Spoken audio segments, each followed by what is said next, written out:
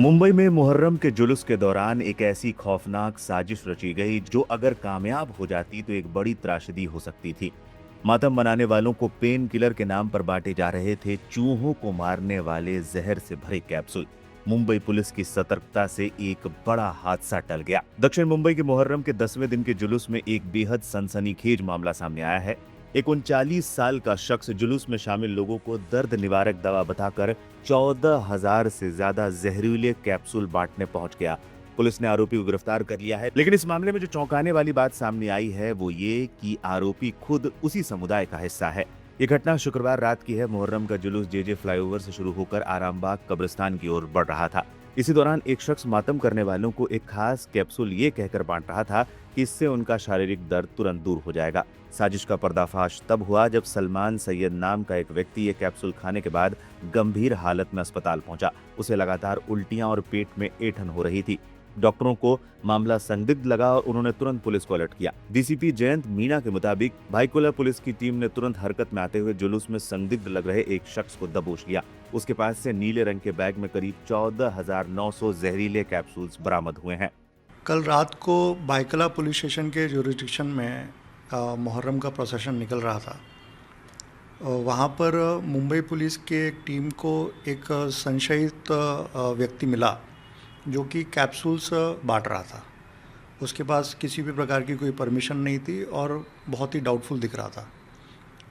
तो उसको रोक के पूछा गया और उसकी सारी जो कैप्सूल्स हैं वो जब्त की गई और साथ ही में उसकी डिटेल्स जैसे कि आधार कार्ड और उसका पासपोर्ट नंबर और उसका मोबाइल नंबर ये सभी रजिस्टर की गई।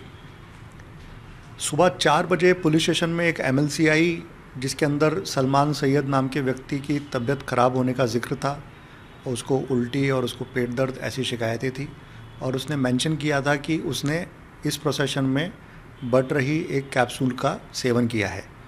इमीडिएटली लिंकअप करके मुंबई पुलिस की टीम्स तैयार की गई और इस व्यक्ति को ढूंढ के निकाला गया और जब इसको पुलिस स्टेशन लाया गया तो इसने कबूल किया कि इसकी एक साजिश है और इसने इस प्रोसेशन को टारगेट किया और ज़्यादा से ज़्यादा लोगों को नुकसान पहुंचाने की इसने कोशिश करी। इस साजिश के तहत इसने 50 किलो जिंक फॉस्फाइड नाम का केमिकल ये प्रोक्योर किया और 30,000 एम्प्टी कैप्सूल्स ये भी प्रोक्योर करी। पिछले 15 दिनों से ये मुंबई में मुक्काम करके उन कैप्सूल्स में जिंक फॉस्फाइड भर रहा था और अल्टीमेटली ये सारी कैप्सूल तैयार करके इसकी तैयारी थी कि ये मुहर्रम में लोगों को बांटेगा on the pretext of pain killing medicine. But due to the alertness of Mumbai police and the hard work of Mumbai police, good detection by Mumbai police, ये बहुत बड़ा हादसा टाला गया है और एक मास कैजुअलिटी कह लीजिए वो टली है। जी हाँ सर, आपने कहा 30,000 प्रोक्योर की थी, इतना ये कैसे प्रोक्योर कर पाया और जो बची हुई कैप्सूल्स और जिंक फॉस्फेट थी क्या वो पुलिस ने बरामद कर ली है?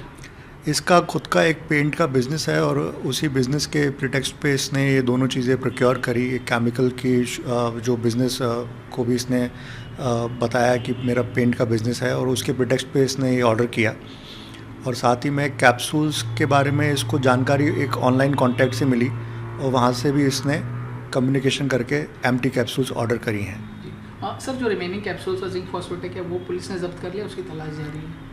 अभी तक 14,900 कैप्सूल्स पुलिस ने सीज़ की हैं और बाकी जो बची हुई कैप्सूल्स हैं और जो केमिकल है वो सीज़ करना बाकी है and it is part of the investigation. जी हाँ सर, ये ईरान इराक भी काफ़ी बार जाके आ चुका था, क्या वजह थी, वहाँ किसी से मिलता था, कुछ और जानकारी इसके बारे में? जी, ये सारे backward linkages they are currently the part of investigation. जी, और सर क्या इसके संपर्क में कोई था, मुंबई में कोई इसकी मदद कर रहा था या और कोई इसका साथी?